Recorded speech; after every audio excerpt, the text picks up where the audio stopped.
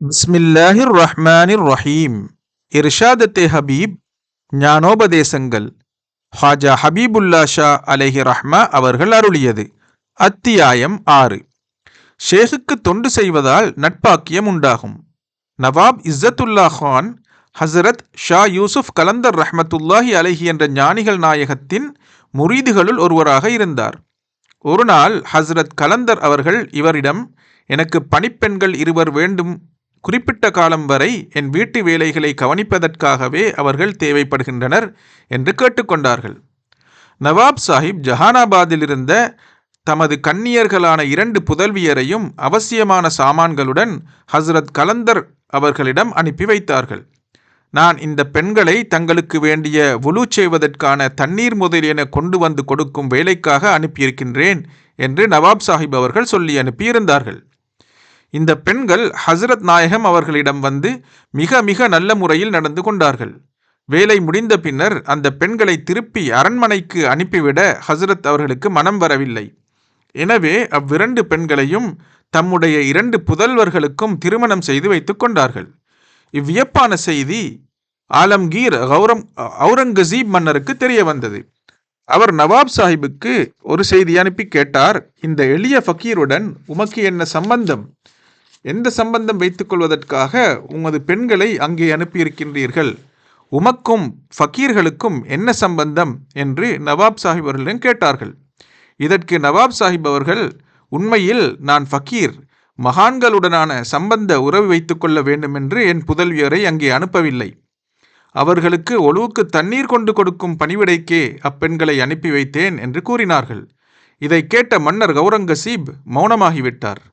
நவாப் சாஹிப் அரசவை பிரபல ஒருவராக இருந்தும் பகிரங்கமான கௌரவத்தை பெரிதாக சிந்திக்கவில்லை.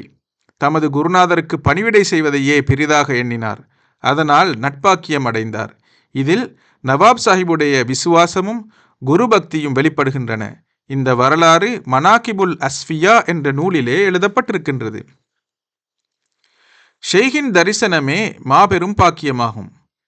ஹசரத் ஷெய்குல் இஸ்லாம் இமாம் கஸ்ஸாலி ரஹ்மத்துல்லாஹி அலைஹி அவர்கள் சொல்வதாவது, விசுவாசமுடையவர்களுக்கு சம்பந்தமுடைய கிபிலாவெனும் உறைவிடம் ஷெய்கின் முகதரிசனமும் அவர்களின் சகவாசமும் ஆகும். ஷெய்கை தரிசிப்பது அவர்களுடைய கடமைகளுள் ஒன்றாகும். குருநாதரின் முகதரிசனத்தினால் அவர்களுக்கு கிடைக்கும் மகா பேறு வேறு எதனாலும் அவர்களுக்கு கிட்டிவிடுவதில்லை. மேலும் அவர்கள் கூறியிருப்பதாவது, யா அல்லாஹ், நீ உன் நல்லடியார்களுக்கு அருள் புரிகின்ற நற்சாதனம் மிகவும் மேலானது. உன்னை அடைய விரும்பி முயற்சிப்பவர் உன்னை அடையப் பெறுகின்றார். உன்னை காணாத வரை அவர் உன்னை நன்கறிந்து கொள்வதில்லை. எனவே முரீதானவர் ஷேகின் திருமுகத்தை கிபிலாவாகவும் அவருடைய இல்லத்தை கஅபாவாகவும் மானசீகமாக பாவித்துக் கொள்ள வேண்டும். 4 வகையான கிபிலாக்கள். ஹாஜா ஹமீதுத்தீன் நாகூரி ரஹ்மத்துல்லாஹி அலைஹி அவர்கள் தங்கள் நூலிலே கிபிலா 4 வகைப்படும் என்று கூறி அவற்றை விவரப்படுத்தி உள்ளார்கள். முதலாவது கிபிலா சடத்துவ உலகில் உள்ளதாகும். இதை நோக்கியே முஸ்லிம்கள் அனைவரும் நின்று தமது தொழுகைகளை நிறைவேற்ற வேண்டுவது ஃபர்து எனும் முக்கியமான கடமையாகும். இரண்டாவது கிபிலா கல்பு எனும் உள்ளமாகும். மெய்ஞானிகளான தரீக்கத்தை உடையவர்களின் முழு கவனமும் இதன் பக்கமே சார்ந்திருக்கும். இதிலேயே அவர்கள் ஈடுபட்டிருப்பார்கள். மூன்றாவது கிபிலா ஷேக் ஆவார். முரீதுகளுடைய முழு கவனமும் எப்போதும் ஷேகின் பக்கமே இருக்க வேண்டும். நான்காவது கிபிலா வஜ்ஹுல்லா, அல்லாஹுவின் திருவதனமாகும். இது எல்லா கிபிலாக்களையும் வளைந்து பிறவற்றை இல்லாமலாக்குவதாகும். மஅஷூக்குடைய பேரழகை தவிர வேறு கிபிலா இல்லை. எனவே இஷ்கெனும் காதலுண்டாகி ஏற்கனவே இருந்த கிபிலாக்கள் எல்லாம் இல்லாமலாகிவிட்டது என்பது ஒரு பாரசீக கவிதையின் கருத்தாகும். முஜாஹிதாக்களாலேயே முஷாஹதா கைகூடும். முரீதுகள் மீதுள்ள மற்றொரு கடமையாவது அல்லாஹ்வின் திருச்சந்நிதியிலே பரிச்சயமுடைய உத்தமர்களை பரிகாசமாகவோ மரியாதை குறைவாகவோ நடத்தக்கூடாது. அவர்களை கண்டு அச்சப்பட வேண்டும். ஏனெனில் அவர்கள் சைஃபுல்லாஹ் எனும் அல்லாஹ்வின் வாளாயுதமாவார்கள். அல்லாஹ்வின் வாளாயுதத்திலிருந்து நாம் தப்பிக்க வேண்டுமல்லவா? மேலும் சொல்லாலோ செயலாலோ ஷேகுக்கு எவ்வித எதிர்ப்பும் புரியக்கூடாது. ஷேகு கட்டளையிடுபவர், முரீது அக்கட்டளைப்படி நடக்க வேண்டியவர். அவர் ஆமிர், இவர் மாமூர். ஷேகு புறத்திலிருந்து உண்டாகும் ஒரு காரியம் அல்லாஹ்விடமிருந்து உண்டாகும் ஒரு காரியம் போலாகும். ஷேகு எதை பற்றி கட்டளையிட்டாலும் உடனே அதை தாமதமின்றியும் தடையின்றியும் நிறைவேற்ற வேண்டும். முரீது தன்னுடைய இச்சையின் ஊசலாட்டங்களை அடக்கி ஆள வேண்டும். இச்சையை அடக்கி வைப்பது ஷைத்தானை விரட்டி அடிப்பது போலாகும். அதைவிட கடினமான வேலை என்றும் சொல்லலாம். சீடனே, நீ உன் இச்சையை பற்பலவிதமான முஜாஹிதாக்களால் சத் முயற்சிகளால் வசமாக்க முயல்வாயாக. ஏனென்றால் முஜாஹிதாவை சத் முயற்சியை கொண்டுதான் ஞான திருஷ்டி உண்டாகும். எனவே நீ உன் லட்சியத்தை அடைய வேண்டுமானால் உன் நஃப்சுக்கு மாறுபாடு செய்து வா.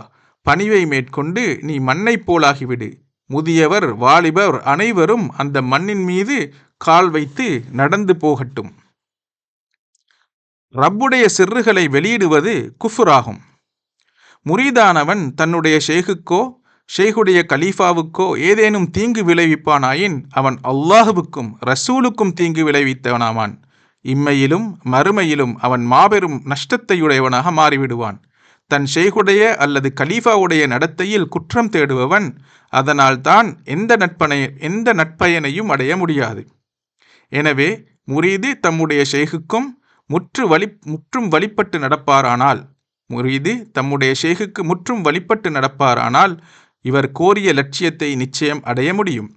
ஒருவருக்கு ருபூபியத்துடைய அஸ்ராறுகள் ஓரளவு தெரிய வந்திருந்தால் அதை அமானதமாக மனதில் பாதுகாத்து வைக்க வேண்டும். அந்த பரம ரகசியங்களை வெளிப்படுத்துவது தரீக்கத்தில் ஜாயிஸாக மாட்டாது. மீறி அவற்றை சொன்னால் குருபே இலாஹி என்ற பதவியிலிருந்து அவர் வீழ்ந்து போய்விடுவார். அஸ்ராரே ருபூபியத்தை வெளிப்படுத்தி சொல்லிக் கொண்டிருப்பது குஃபுரு என்று ஹதீஸிலும் சொல்லப்பட்டிருக்கின்றது.